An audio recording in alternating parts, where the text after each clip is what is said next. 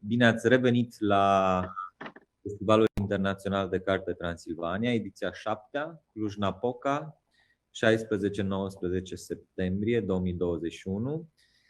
Iată că a trecut prima zi de festival, suntem în a doua zi și continuăm seria evenimentelor deosebite, evenimentelor speciale cu scriitorii speciali invitați anul acesta în cadrul festivalului.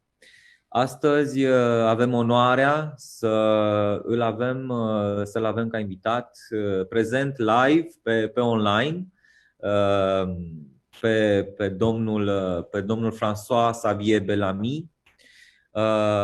Bonjour messieurs. Bonjour. Avem onoarea să o avem pe doamna profesoară Rodica Baconski. Bună ziua! Bună ziua! Și pe domnul profesor universitar dr. Aurel Codoban. Bună ziua, domnule profesor! Bună ziua! Vă adresez o invitație călduroasă la o discuție călduroasă, chiar dacă la Cluj plouă. Vom vorbi despre domnul Bellamy, vom vorbi cu domnul Bellamy și vom vorbi despre cartea lansată în premieră, acum vorbind în premieră despre ea, Dezmoșteniții, transmiterea extremă urgență, în traducerea doamnei Rodica Baconski și a doamnei Gabriela de Namur. Nu o să stau mult eu să fac un dialog, ci vă invit pe dumneavoastră la dialog.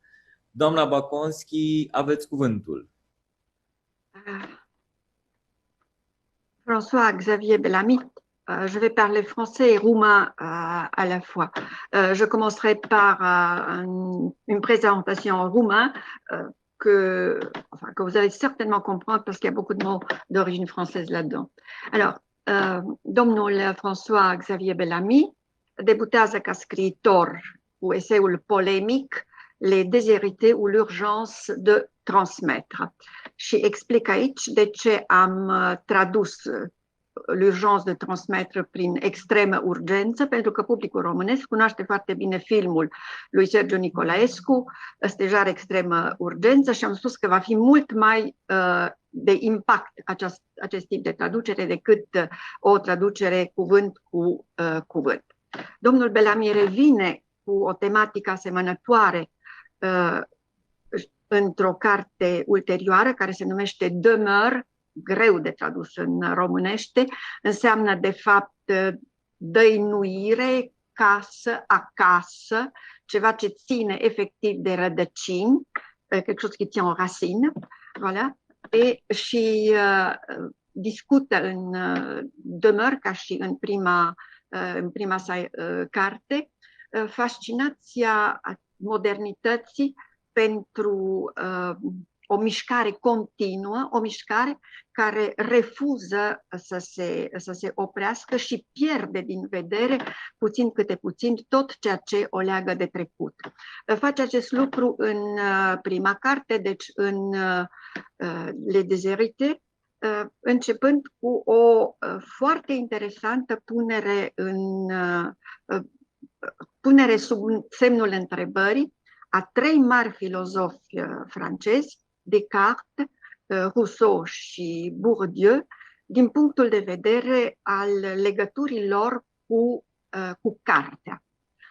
Din cei trei mari filozofi pe care îi cunoaștem ca niște repere pentru cultura franceză, domnul Bellamy reține demolatorii de carte. Acest lucru este deosebit de interesant și de aceea am insistat asupra termenului polemic.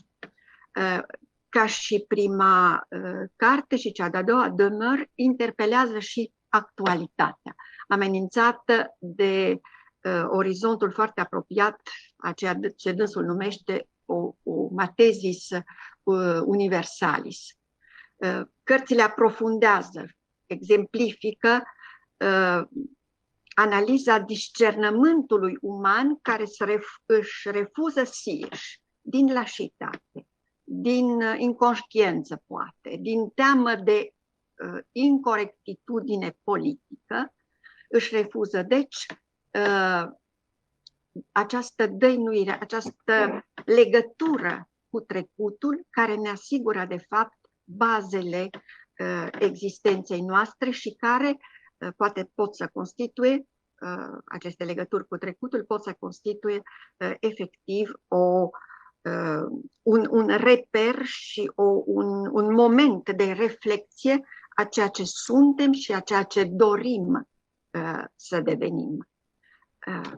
Voilà, j'ai à peu près commenté un peu vos livres, en disant d'ailleurs des lieux communs. Bien sûr, ce n'était pas une analyse très, très poussée, très fine de votre texte, mais j'ai voulu faire comprendre au public roumain et enfin, inciter ce public à prendre le livre et à le lire, notamment. Je vous donnerai la parole maintenant. Je prends le rôle, disons, de modérateur, et je vous donne la parole pour que vous nous exposiez, vous, vos opinions sur votre livre, vos opinions sur l'état actuel des choses en général. Et puis certainement, on vous posera des questions et M. Kodoban interviendra par la suite. Vous avez la parole. Merci infiniment. J'espère que vous m'entendez bien. Oui, on vous entend parfaitement. D'abord, je voulais vous remercier de votre accueil et de votre invitation et vous dire à quel point je suis touché de pouvoir partager ce moment, même à distance. Vous le rappeliez, je devais venir à Cluj au moment où le Covid a commencé à toucher nos pays et par conséquent, mon déplacement n'a pas été possible, mais j'espère bien qu'il redeviendra d'actualité dès que les circonstances le permettront. En tous les cas, c'est un très grand honneur de pouvoir intervenir à l'occasion de votre salon et je voudrais vous en remercier encore.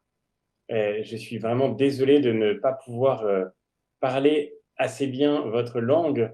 Je sais que la Roumanie a une proximité très forte avec la France et je crois que cette proximité est précieuse et féconde et je suis très marqué de voir que vous êtes capable de me comprendre. J'aimerais être capable de vous parler à mon tour dans cette très belle langue et c'est l'occasion pour moi de dire ma profonde gratitude à l'égard de Madame Bakonski pour la médiation qu'elle assure et pour son soutien à ce projet de traduction des Déshérités. Et puis un immense merci à Gabriela Denamur qui a eu l'initiative de cette traduction et qui l'a assurée avec soin. Je ne saurais dire combien je suis touché de ce projet. Pour un auteur, il y a toujours quelque chose de miraculeux dans le fait que quelqu'un prenne le temps de vous lire, mais que quelqu'un d'une autre langue prenne le temps de vous lire aussi à quelque chose de merveilleux. Et c'est le signe que le livre continue de nous réunir. Je suis venu à cette question de la transmission d'abord comme un professeur, parce que comme jeune professeur, j'ai été confronté à la crise éducative majeure qui traverse la France aujourd'hui. C'est malheureusement un sujet trop peu évoqué dans le débat public et je ne cesse aujourd'hui de tenter d'attirer l'attention sur la gravité des enjeux qui se jouent derrière cette question. Mais c'est un fait. Aujourd'hui, nous avons un jeune Français sur 5 environ qui a une difficulté dans la maîtrise du français, dans la maîtrise de sa langue. Nous sommes devenus le dernier pays en Europe pour l'apprentissage des mathématiques, comme l'a montré une enquête toute récente, alors que la France a une grande histoire avec les mathématiques. Vous évoquiez la figure de Descartes à l'instant. Et puis, aujourd'hui, nous avons un système scolaire qui est très profondément inégalitaire, qui fait que dans les familles où le milieu social est élevé, eh bien, la culture continue de se transmettre, alors que pour les familles modestes, au contraire, l'échec de l'éducation nationale produit le plus d'effets. Et donc, j'ai voulu m'intéresser à cette question parce qu'il m'a semblé Et c'est toute l'idée que je tente de défendre dans ce livre, que Madame Bakanski, vous avez peut-être trouvé polémique, mais qui était une tentative de mettre simplement et paisiblement des mots sur un sujet souvent extrêmement sensible. Il m'a semblé que cette crise de l'éducation n'était pas un échec, qu'elle n'était pas le signe que quelque chose avait échoué dans notre projet pédagogique, mais qu'elle correspondait au contraire à une réussite, à la réussite d'une certaine idée de la relation entre les générations, à la réussite d'une certaine idée de ce qu'est la culture, de ce qu'est une civilisation, et puis, et c'est peut-être le point le plus sensible, à la réussite d'une certaine idée de ce qu'est la liberté. Lorsque j'étais jeune professeur, dans le cours de ma formation, j'ai été très marqué de ce que tout nous était enseigné pour que nous ne transmettions pas des connaissances. Il ne fallait pas transmettre un savoir, il fallait que les élèves construisent leur propre savoir. Il ne fallait pas transmettre une vision du monde, il fallait que les élèves puissent inventer leur propre vision du monde. Et pour le dire autrement, la culture était perçue comme un bagage encombrant, quelque chose que l'on est contraint d'acquérir pour pouvoir avoir un métier, mais qui reste néanmoins une source de gêne, une inhibition à la liberté. Cette perspective, au fond, elle est partagée par toutes les sensibilités politiques. Certains diront qu'il faut moins de transmission, moins d'autorité pour garantir la liberté des plus jeunes. D'autres diront au contraire qu'il faut rétablir l'autorité, qu'il faut rétablir la transmission, quitte à réduire la liberté. Mais dans les deux cas, nous avons cette idée qu'au fond, tout ce qui est donné à l'autorité d'une génération, tout ce qui est donné à l'autorité des parents, des éducateurs, des professeurs, est nécessairement retiré à la liberté des élèves et des enfants. En réalité, cette question est éclairée d'une manière très, très récente par la crise du coronavirus.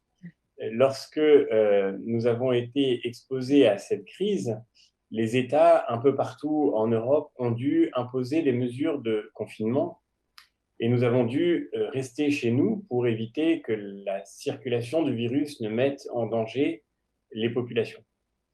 Et nous avons entendu plus que jamais auparavant cette formule bien connue de Montesquieu qui dit que la liberté des uns s'arrête là où commence celle des autres. Au fond, nous vivons dans un monde convaincu que chaque individu dispose d'une sorte de liberté naturelle qu'il faut nécessairement accepter d'amoindrir parce que les autres sont là. Je suis libre et la menace qui pèse sur ma liberté, c'est l'existence de l'altérité qu'il faut nécessairement faire entrer dans une négociation collective. La menace qui pèse sur ma liberté, c'est l'existence de l'autorité avec laquelle il faut accepter des compromis plus ou moins pénibles.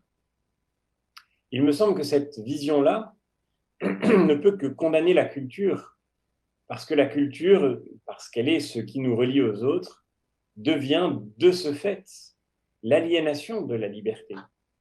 Et c'est la raison pour laquelle le déni de la culture a atteint un point assez invraisemblable d'ailleurs, y compris dans le débat politique.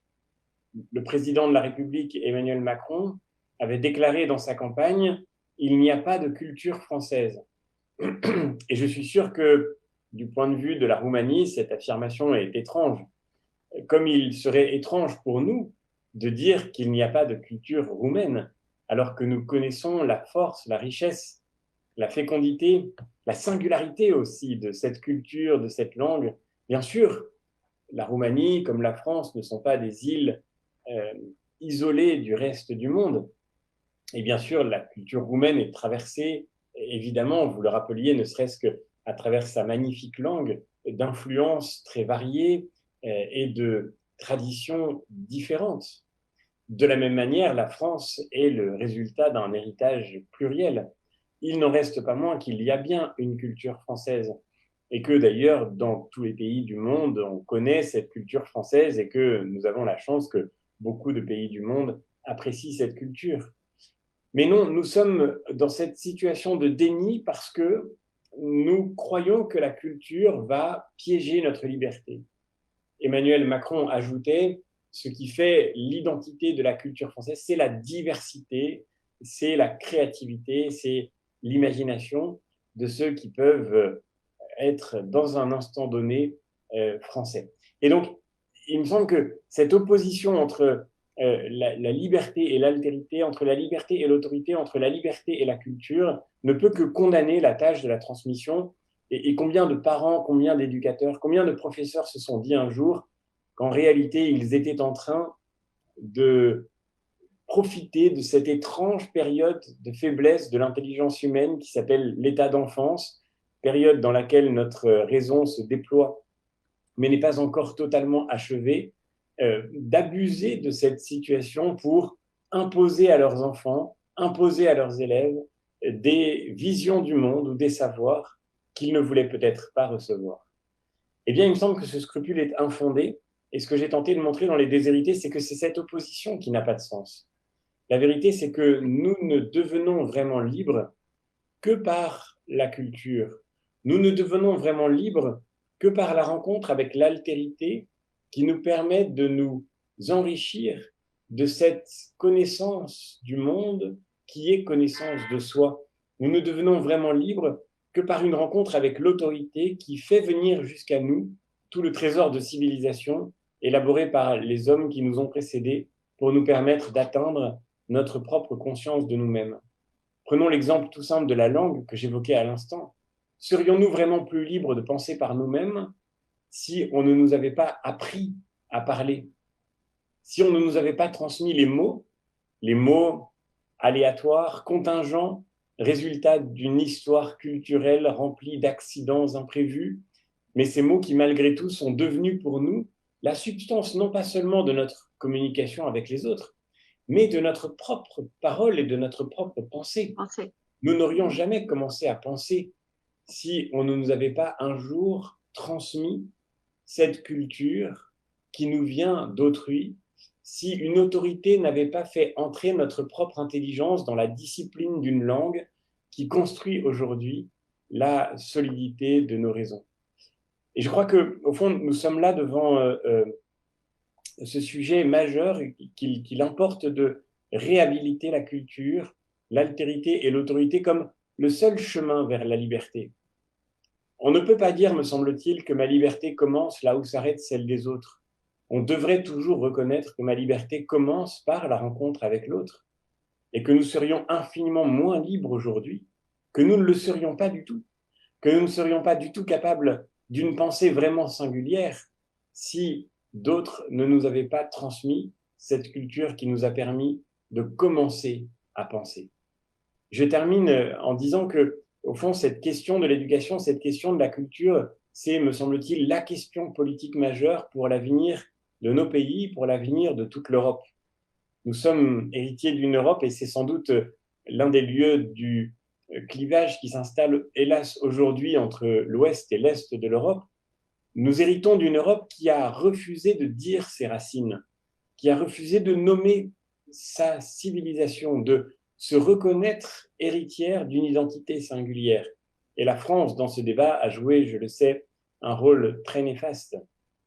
Mais aujourd'hui, il me semble que nous sommes à la croisée des chemins. Une Europe qui se voudrait seulement un projet, une Europe qui croirait qu'elle n'est qu'une construction et qu'elle n'est qu'une projection vers l'avenir, une Europe de l'oubli et du déni de soi, ne peut pas épouser les aspirations de ceux qui la constituent. Pardonnez-moi. À l'inverse, seule une Europe qui pourra de nouveau redécouvrir qu'elle est héritière d'une civilisation millénaire et que cette civilisation est la condition de son unité, mais aussi de la liberté des citoyens qui la composent, seule cette Europe-là pourra retrouver confiance en son avenir. J'en suis profondément convaincu, et c'est la raison pour laquelle ce lien par la culture, par le livre, dont l'étymologie même latine qui nous relie est profondément liée à la liberté, liber, liberté, ce lien par le livre Et je n'en doute pas une seule seconde dans sa simplicité, promesse d'une très belle fécondité pour le travail qui nous attend. Merci encore en tous les cas.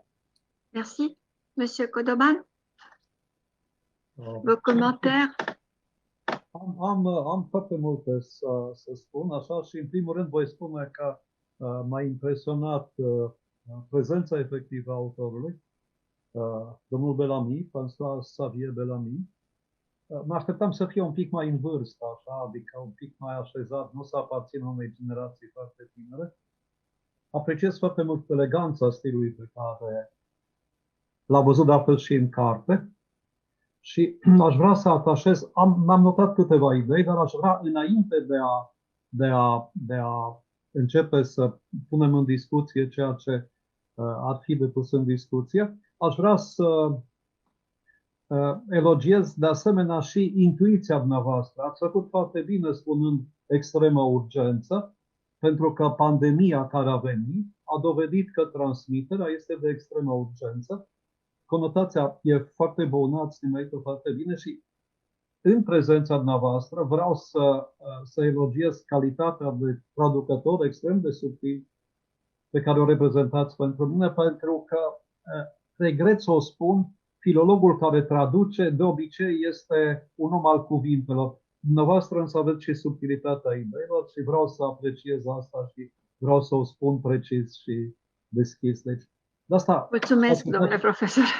Ceea ce faceți foarte bine, pentru că aveți efectiv proprietatea și finețea de a lucra cu ideile, nu numai cu cuvintele, așa cum regret să o spun încă o dată, unii dintre colegii mei filologi o fac. Acum revenind efectiv la carte și la discuție. Dacă îmi permiteți un moment, am să-i spun domnului Bellamy, je vais vous dire que vous aurez la transmission intégrale de cette heure et je vais faire la traduction pour vous de ce que dit monsieur Codoban. D'accord? Bon, merci. În ce mă privește, nu e nevoie de traducere. Scriu și citesc bine franceză, nu pot controla bine expresia mea în franceză și mă sfiesc în față. Dacă am fi așa doar noi între noi, aș putea încerca să vorbesc. Dar așa mă tem de ceea ce este eternitatea internetului. Și să revenim deci la discuția noastră. Mi s-a părut de la început foarte importantă ideea cărții, pentru că ea vine pe un fundament occidental foarte interesant. Transmiterea se leagă de tradiție și tradiția este hermeneutica. Gadamer o spune foarte clar, tradiția este hermeneutica. Marea problemă, de asta mi s-a părut incitantă cartea de la început, marea problemă este aceea a transmiterii și paradoxul rezultă din aceea că e vorba despre transmitere într-un context în care comunicarea este absolută, e totală, trăim într-o lume a comunicării fără limite și totuși transmiterea devine o problemă. Asta este paradoxul de la care într-un fel pornește cartea și asta m-a interesat de la început, m-a atras atenția. Mi-a plăcut foarte mult felul în care domnul Bellamy jumelează ideile oarecum paradoxal, pentru că se naște un paradox. Descartes pe de o parte și Rousseau pe de cealaltă parte. E foarte bine cum ei sunt puși împreună în ceea ce privește atitudinea până la urmă față de cunoașterea pe care educația o va transmite. Și adausul cu Bourdieu e de asemenea, a fost de la început excepțional și s-a verificat, e ceea ce spunea cu o clipă înainte și dânsul, s-a verificat foarte mult în contextul pandemiei. De asta ziceam că formula dumneavoastră cu extremă urgență este foarte bună. S-a văzut că școala funcționează foarte diferențiat în raport cu cei cu adevărat desmoșteniți, nu? Ce acces au avut la net sau la tot felul de device-uri sau dispozitive electronice copiii din astfel de sate. Dar acum revenim și punând în discuție ceea ce este depus în discuție, sunt foarte multe lucruri pe care mi le-am notat și înainte și acum și după. Și aș avea de pus întrebări sau de introdus ca și teme de discuție punctual câteva dintre aspectele care mi se par interesante, prelungind de altfel ceea ce domnul Bellamy spusese deja. Mă întreb, e o întrebare, mă întreb oare, nu cumva, ceea ce este industrializarea modernității a afectat în foarte mare măsură și ceea ce este transmiterea culturii și ceea ce este școala. Într-un fel, cultura seamănă cu agricultura, adică produsele se coc sau nu se coc, produsele cresc frumos sau nu cresc frumos, sunt și recolte care eșuează. Industrializarea nu permite eșecul unor recolte. Industrializarea culturii înseamnă eficientizarea ei. Editurile trebuie să publice continuu, revistele trebuie să funcționeze continuu. Mintea omenească este mai compatibilă cu agricultura, probabil, decât cu această industrializare a culturii, pe care sigur că mass media, tiparul, cu toate avantajele și binefacere lui a impus-o totodată. Cealaltă poveste este similară în raport cu școala. Deci cred că și școala avea un alt ritm, că ritmurile școlii probabil în lumea arhaică, în lumea profundă, în lumea antropogenezei, cred că educația era cumva sezonieră. În clipa de față însă și educația s-a cantonat într-un spațiu precis, s-a industrializat și vreau să zic că practic nu avem de-a face cu acei oameni pe care domnul Bellamy și dorește, pe care toți îi dorim, capabili să fie transmițătorii în sensul sufletului, animatorii culturii și școlii, care să producă efectiv această transmitere. Dânsul spunea, și mi-a plăcut foarte mult ideea, cultura și școala, de fapt, rezidă în această transmitere. Cultura este această transmitere efectivă. Deci, animatori care să facă însuflețit sau cu sufletul această comunicare a semnificațiilor culturale. Și ceea ce vreau să spun aici, revin și precizez imediat ideea, îmi cer scuze că într-un fel am făcut un comentariu un pic prea lung. Deci mă întreb dacă nu cumva această industrializare care transformă pe educatori într-un fel de lucrători școlari, nu cumva asta contribuie la ceea ce se întâmplă, la ineficienta transmitere a ceea ce este tradiția culturală a Europei. Și mă refer foarte precis, inclusiv, la acest formalism pe care Bruxelles l-a introdus peste tot în învățământul european, în care toate lucrurile sunt standardizate după un model al industriei educative americane. Totul devine extrem de formal și procedurile trec înaintea conținutului într-o manieră care secătuiește conținutul.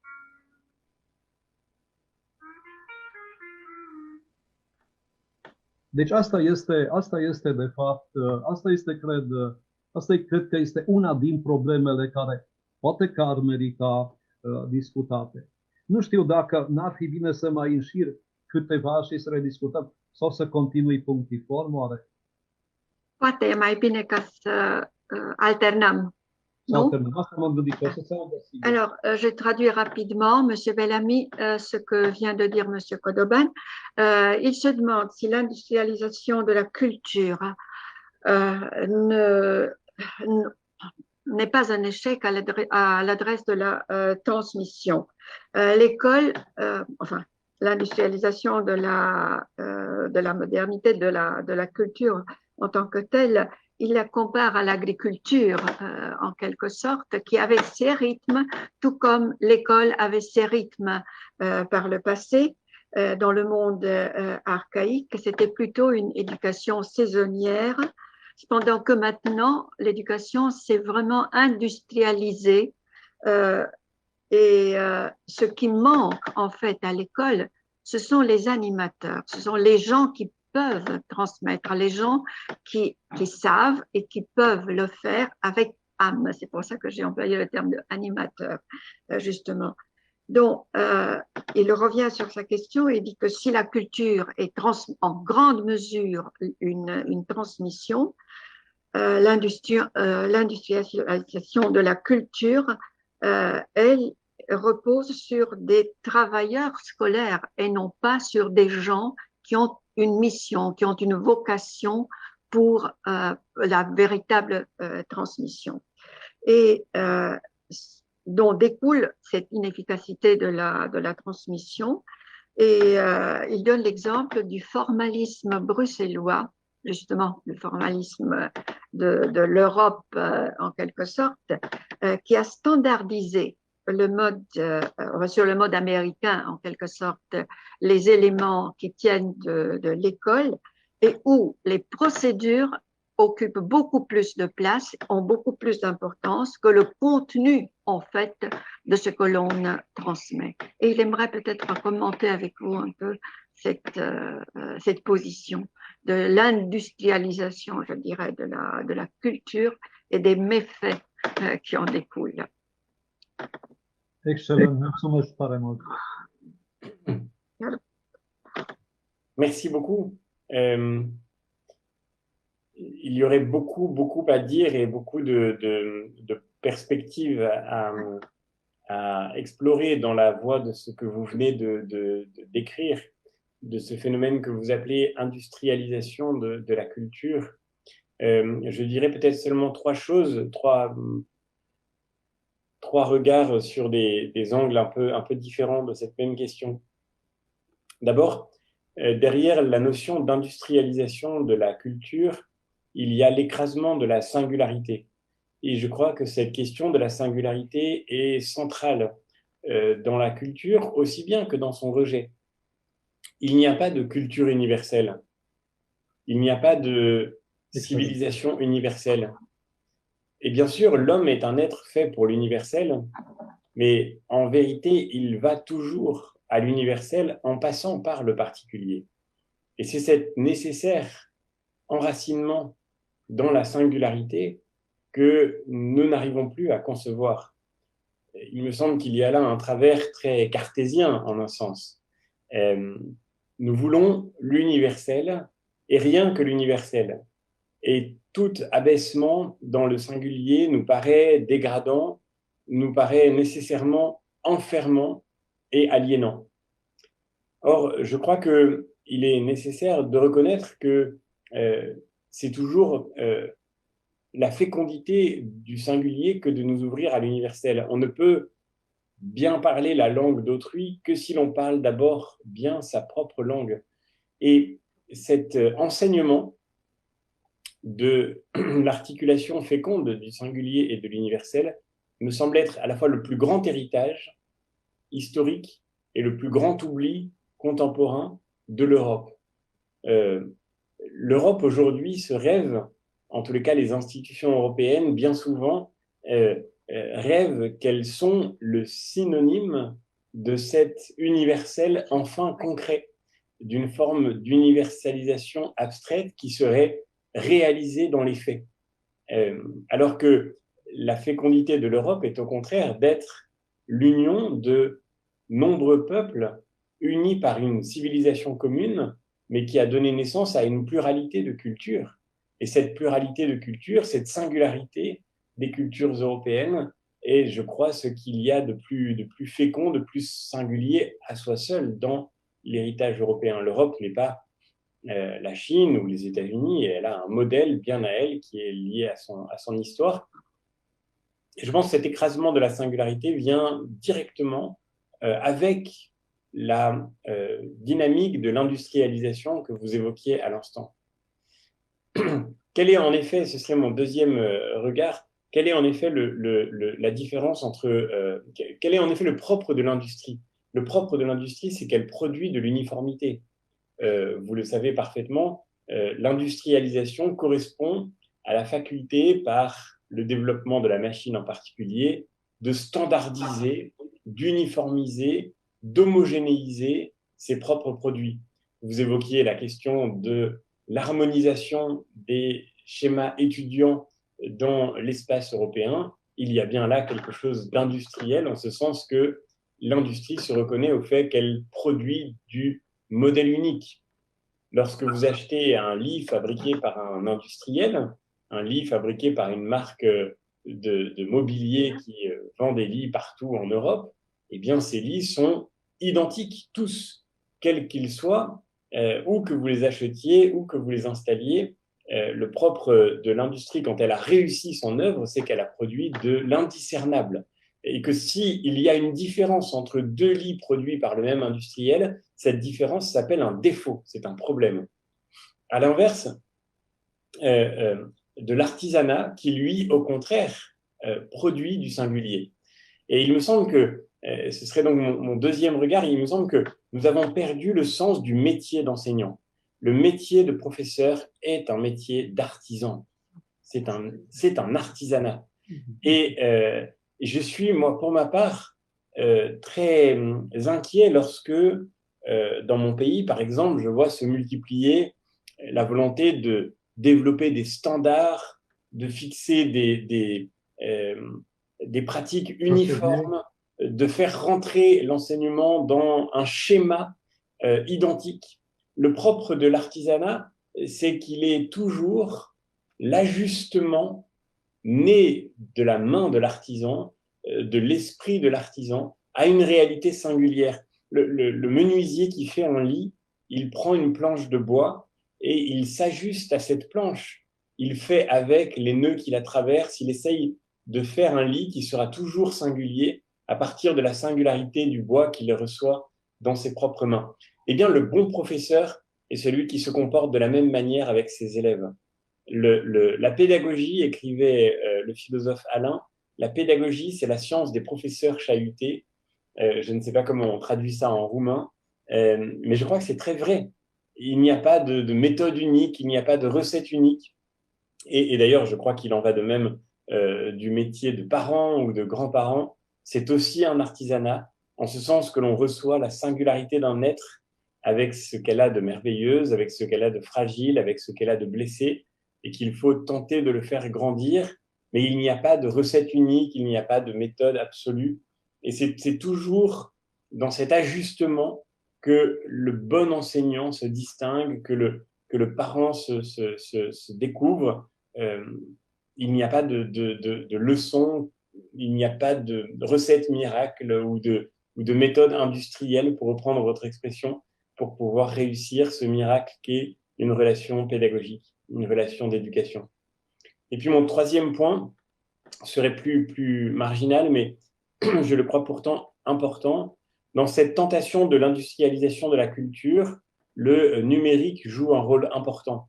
Non pas le numérique comme outil, le digital comme instrument, non, le numérique comme utopie, comme une sorte de rêve que l'industrie, avec ce qu'elle produit de plus extraordinaire, va remplacer la culture ou remplacer la transmission.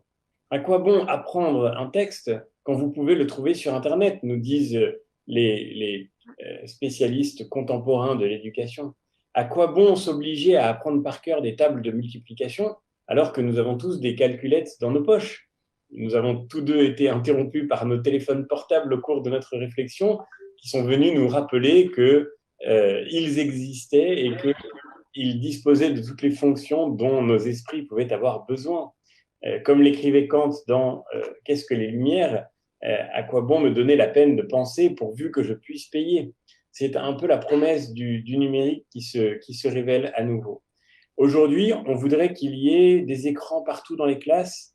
On voudrait que le digital soit utilisé partout dans le travail éducatif, non pas parce qu'on en a besoin, mais parce qu'on est convaincu que c'est quelque chose comme l'avenir, le progrès, comme la nouveauté, la modernité qu'il faudrait nécessairement épouser.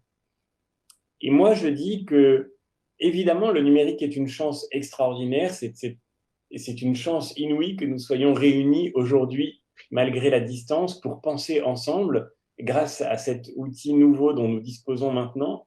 C'est une chance que chacun d'entre nous puisse avoir accès, et combien nos aînés nous auraient envié pour cela, que nous puissions avoir accès en quelques clics à la littérature universelle, à la philosophie, à l'histoire, à la science, à bien des connaissances qui sont aujourd'hui entreposées pour nous et disponibles gratuitement ou presque de n'importe quel point du globe. C'est un trésor extraordinaire. Mais pour pouvoir bénéficier de ce trésor, encore faut-il savoir chercher. Pour pouvoir bénéficier de cette mine d'or, encore faut-il savoir ce qu'il y a dedans à trouver. Encore faut-il avoir une attention prête à se concentrer sur les choses et sur les textes, prête à discerner ce qui est vrai de ce qui ne l'est pas, ce qui est solide de ce qui ne l'est pas, ce qui est beau de ce qui ne l'est pas. Et c'est la raison pour laquelle il me semble que si nous voulons que le numérique reste un outil et ne devienne pas une sorte d'idéal en soi, si nous voulons, pour le dire autrement, que le numérique reste un pouvoir pour nous et que nous ne devenions pas les esclaves de notre propre pouvoir, il me semble que la meilleure des solutions, que l'école la plus moderne, la plus intelligente dans le monde du digital, c'est celle qui laissera les enfants grandir loin des écrans, celle qui leur donnera l'occasion de fréquenter des livres, celle qui leur donnera l'occasion d'entendre et d'écouter, celle qui les laissera apprendre par cœur. Je ne sais pas si l'expression existe en roumain, mais apprendre par cœur, c'est-à-dire apprendre par le cœur, recevoir dans sa mémoire ce qui irrigue ensuite notre sensibilité, notre regard sur le monde. Et il me semble que cette idée finira par l'emporter un jour, et j'espère pas trop tard. Le risque est qu'une génération qui est aujourd'hui aux responsabilités se croit obligée, pour ne pas être dépassée, pour ne pas paraître dépassée, d'inonder les élèves d'écran, alors qu'en réalité, au contraire, ils auraient besoin, je crois, d'en être d'abord libérés pour pouvoir ensuite s'en servir. Comme le disait Heidegger, ceux qui ne savent pas vieillir ne cessent d'ennuyer les jeunes avec les dernières nouveautés. Ceux qui ont le sens des choses importantes les ramènent à l'essentiel. Merci. Monsieur Codoban? Mulțumesc mult, mi-a făcut mare plăcere răspunsul, adică mi-a făcut plăcere. De ce mi-a făcut plăcere? Pentru că, într-un fel, confirmă că interpretarea mea în ceea ce privește pe domnul Bellamy, gândirea dânsului este corectă și mi-a făcut plăcere să văd consonanța felului în care gândim, drept care, exact în prelungirea ceea ce a spus dânsul, într-un fel anticipam asta. Aș avea încă doar 2 scurte comentarii. Eu nu știu cât ne putem permite să ne întindem. Puțin. Până la fix. Până la fix, am înțeles. Atunci doar 2 scurte comentarii voi face, aplicate direct la ceea ce dânsul a spus deja. Și prima observație ar merge în această direcție, că mă întreb dacă nu cumva, prelungind ceea ce dânsul spusese, dacă nu cumva Europa privilegiază societatea față de comunitate și voi încerca să mă explic un pic mai bine în ce fel face această idee juncțiune cu ceea ce spusese dânsul. Deci, mai degrabă, pentru că Europa vrea, ca să zic așa, oameni care să aparțină societății, nu oameni care să aparțină comunității. Mă tem într-un fel că Europa nu poate digera sau e obligată să digere, de fapt, comunitățile. Nu le poate metaboliza, nu le poate înghiți, trebuie să le digere înainte de a le metaboliza. Deci, și aici se lipește bine cu ceea ce spunea dânsul. Știm bine din contextul filozofiei că orice determinație e o limitare. Ori acest stil de învățământ și de transmitere a culturii pare să vrea să obțină omul liber de determinații, fără niciun fel de limitare, dar acest om este, de fapt, cum să spun, omul fără niciun fel de concretețe. E un fel de om fantomatic, ca să zic așa. Deci dacă mergem pe această direcție a eliminării limitărilor, ceea ce sunt determinații care fixează oamenii în anumite comunități sau culturi, atunci riscăm să producem niște oameni fantomatici ca viitori membri ai, eu aș spune societății, nu comunității europene, în acești termeni. Soluția este cea pe care dânsul o anticipase de altfel și această soluție este mai degrabă una hegeliană, adică sporirea determinațiilor, creșterea concreteței a ceea ce este omul. Și apreciez extrem de mult, este exact și ideea mea că ceea ce ar face meseria de educator de transmițător al valorilor culturale, este mai degrabă artizanul. Că această meserie de educator și de transmitere culturală e o meserie artizanală. E extrem de important ca ceea ce face profesorul sau învățătorul să se învecineze cumva cu ceea ce face artistul. Această învecinare este într-adevăr valoroasă, la fel cum se întâmplă și în contextul cultural, adică cel care reușește să fie artizan, cel care reușește să transmită determinațiile așa cum sunt ele dintr-o cultură nată, să le transpună, este cel care produce câștigul. În fine, ultimul dintre comentarii, încerc să fiu succint și să nu mă întind, ultimul dintre comentarii este un comentariu sumbru. Apropo de digitalizare, de ultima dintre cele 3 puncte pe care dânsul le prezentase, mă întreb dacă cumva nu asta se întâmplă în clipa de față în istoria omenirii, umanității occidentale, că omul este eliberat de orice fel de determinații, pentru ca el să poată fi integrat după aceea într-un gen de realitate care să-l transcadă sau să-l depășească. Eu, un autor, în timp ce dânsul vorbea, mi-am amintit că dar nu pot să mă amintesc cine dintre autorii de proză științifico-fantastică clasică francezi a avut o idee stupefiantă apropo de inventarea telefonului. I s-a părut că telefonul și centralele telefonice devin un fel de creier al umanității.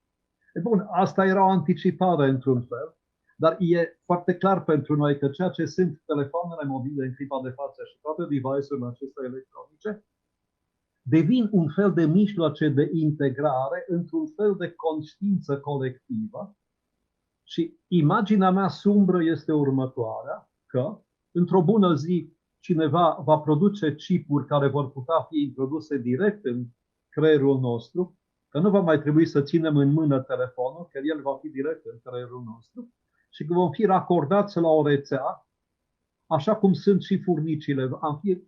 Am fi racordați la un fel de rețea electronică. Furnicile sunt racordate prin tot felul de substanțe chimice, cred, și tot felul de alte astfel de aspecte biologice. Dar mă gândesc că am fi racordați într-o bună zi și ca omul acesta care nu primește tradiția, acești ultimi oameni despre care vorbea Nietzsche, omul la care se oprește moștenirea culturală și nu transmite mai departe celor care urmează după el. Acest om, de fapt, e omul care ajută la producerea omului furnică, a omului care după aceea va fi integrat în furnicar grație mijloacelor electronice. De aceea, într-adevăr, această învățare prin inimă, ca să zic așa, care e greu de tradus, așa este, într-adevăr, dar înțeleg foarte bine. Asta ar fi soluția, una departe de ecrane, una care se apropie mai degrabă de ceea ce este efectiva viață a omului și a culturii lui. E poate un comentariu prea extins și prea grabnic și prea lăbărțat, dar mă bazez pe subtilitatea dumneavoastră, efectiv. J'essaie de reprendre un tout petit peu ce que disait Monsieur Kodoban, parce que il va dans votre sens, il abonde, je dirais même en votre sens, en posant peut-être une question subsidiaire. Monsieur Kodoban disait que l'Europe privilégie la société par rapport à la communauté. Donc, il y a ici deux termes qui s'opposent dans son discours, en ce que l'Europe est obligée de digérer les communautés, c'est-à-dire, mais elle n'est pas encore à même de métaboliser en quelque sorte ces communautés. Elle ne les a pas vraiment intégrées, en quelque sorte. Par ailleurs, il disait que toute détermination est une délimitation également, et que l'homme libre de détermination est un homme fantomatique, est un homme sans concret, sans substance en fait, et que l'élimination justement de ces déterminations produit en fin de compte des hommes fantomatique, justement. La solution à ce problème, c'est au contraire de faire augmenter les déterminations, faire augmenter le concret, en quelque sorte, de l'homme. Et ici, il était tout à fait d'accord avec votre métaphore de l'artisan et du professeur qui doit être, très proche de l'artiste, en comprenant par le terme, en prenant du terme artisan la première partie de l'art. Non, le professeur doit voisiner l'artiste parce que justement il doit faire de la matière, travailler la matière humaine à la manière d'un artiste. Il reprenait également votre commentaire à propos du numérique, justement, parce qu'un homme délivré de toute détermination est un homme qui est finalement intégré dans une sorte de conscience collective. Et il se rappelait un écrivain français de science-fiction qui avait fait du téléphone, en quelque sorte, d'une centrale téléphonique, en quelque sorte, une centrale générant une sorte de commande universelle pour l'humain. Le téléphone en tant que cerveau de l'humanité. Sa conclusion est assez sombre puisqu'elle imagine des petits modules implantés directement dans le cerveau et qui seront rattachés par la suite à un réseau universel. C'est l'exemple de la fourmi. La fourmi, paraît-il, est liée à la fourmilière par des substances chimiques et écoute les commandes, les injonctions de la fourmilière. Pareillement, l'homme qui ne reçoit plus la tradition, qui n'a plus d'héritage culturel, est l'homme qui aidera en fin de compte à sa propre transformation en homme fourmi, c'est-à-dire un homme commandé de l'extérieur en fin de compte. Bon, il faut tout prendre métaphore. On parle métaphore carrément de l'homme fourmi, mais il s'agit notamment de cette vision peut-être plus éloignée, mais qui semble se dessiner à l'horizon à propos de l'homme fourmi, justement. Votre commentaire éventuellement? Merci beaucoup, monsieur le professeur. Et c'est très touchant et très marquant de voir que malgré la distance et le fait que nous échangeons ici pour la première fois, nos regards convergent sur ce qui est en train de se jouer. C'était d'ailleurs un sujet de grand étonnement pour moi, parce que lorsque j'ai publié Les Déshérités en France, je pensais qu'il s'agissait d'un sujet français. Et je pensais que je parlais de la crise de l'école en France. Et j'ai été très surpris de voir que ce livre recevait un écho et qu'il était traduit en dehors de France, en Espagne, en Italie, en Roumanie aujourd'hui. Et nous voyons qu'au fond, c'est bien de l'Europe qu'il s'agit et d'un phénomène européen. Il me semble que le risque que vous pointez est très réel et qu'encore une fois, il porte sur une acception de la liberté qui pourrait finir par condamner ce que nous prétendons défendre. Vous l'avez très bien dit, la liberté sans détermination, la liberté que Descartes appelait liberté d'indétermination, c'est une liberté fantomatique. Parce que je suis libre si je suis indéterminé.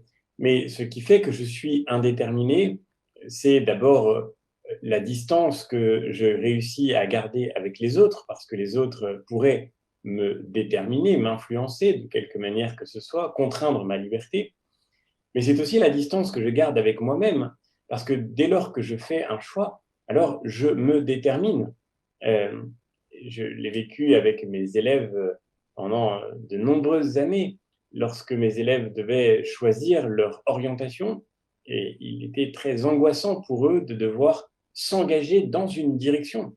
Si je décide de devenir professeur de philosophie, alors je ne pourrai plus être pilote d'avion. Et si je veux être menuisier, alors je ne serai plus médecin. Parce que quand on s'engage dans une voie, eh bien, on renonce nécessairement aux autres. Et cet engagement, cette détermination nous font peur parce que nous vivons dans un monde qui est, je le crois, profondément celui de la modernité. Et il me semble que c'est l'essence de la modernité que de définir ainsi la liberté, un monde pour lequel la liberté est une indétermination. Plus je fais des choix, plus je perds ma liberté d'une certaine manière. C'est la raison d'ailleurs pour laquelle, et c'est aussi une clé de la crise de l'éducation, c'est la raison pour laquelle nous vivons dans un monde qui idéalise à ce point la jeunesse. Parce que être jeune, c'est être encore indéterminé, c'est avoir devant soi toutes les options possibles. Alors que pour nous qui échangeons aujourd'hui, nous savons très bien que le champ des possibles s'est réduit. Aucun de nous trois ne deviendra pilote de chasse. Aucun de nous trois ne deviendra un grand cuisinier. Et c'est ainsi. Notre vie est ainsi faite que nous avons choisi autre chose, que nous avons pris un autre chemin et, contrairement à ce que voudrait l'expression populaire, on ne refait pas sa vie. Voilà ce qui est vertigineux pour le monde contemporain. Au fond, nous vivons la liberté moderne, la liberté de Don Juan, qui veut pouvoir aimer toutes les femmes, mais pour pouvoir aimer toutes les femmes, il faut n'en aimer aucune. Parce que si vous en aimez une vraiment, eh bien, par définition, vous ne pouvez pas dire que vous allez garder l'esprit et l'attention ouverte à toutes les autres femmes possibles. Donc, le monde de cette liberté moderne, c'est le monde d'une liberté qui se détruit elle-même dans la mesure où vous pouvez avoir le choix, tous les choix possibles devant vous, mais à condition de ne jamais faire un choix. Parce que si vous faites un choix, par définition, eh bien, vous n'avez plus tout à fait le choix. Et donc, cette liberté fantomatique, cette liberté vide, cette liberté purement abstraite est une espèce de malédiction parce qu'elle nous fait croire que nous pourrons rester libres à condition que nous ne fassions jamais une vraie expérience de liberté, à condition que nous ne puissions jamais incarner cette liberté dans une décision, dans une détermination possible. C'est je crois, le cœur de cette question de la liberté qui est si centrale dans l'idée dans la crise de la transmission. Et je le redis, Aristote, dans l'Éthique à Eudème, considère que la vertu est la condition du bonheur et que la vertu vient avec le temps et avec l'exercice. Et Aristote se demande si, dans l'Éthique à Eudème, si on peut être heureux quand on est jeune. Et il répond que pas tout à fait. Parce que, bien sûr, on peut ne pas être très malheureux quand on est jeune, mais quand on est jeune, on n'a pas encore eu le temps d'accomplir en soi ce qui devait être déployé, ce qui attendait d'être révélé. Et ce n'est que quand on vieillit que l'on peut toucher du doigt le bonheur. Et plus le temps passe et plus on a de chances d'être heureux.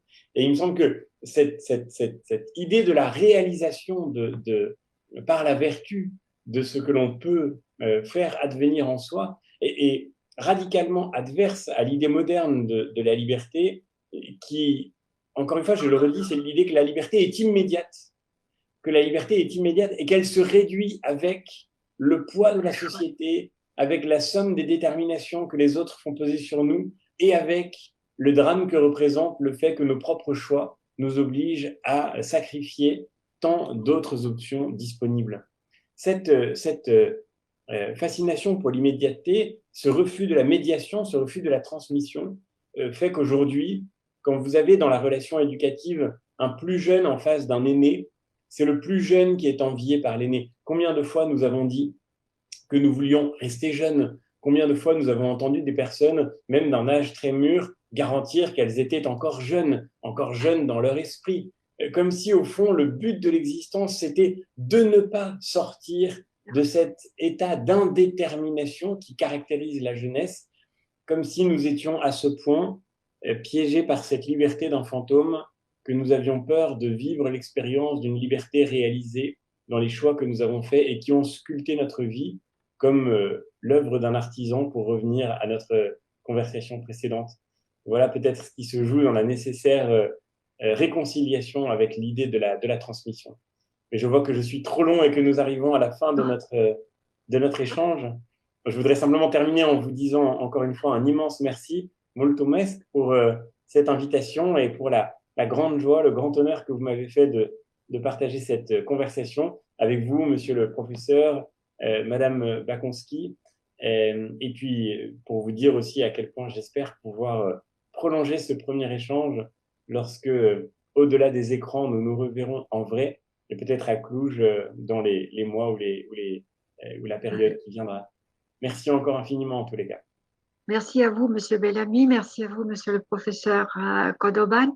Et enfin, je fais le vœu qu'on se voit vraiment face à face. Voilà. Merci et au revoir. Bonne journée. Merci encore.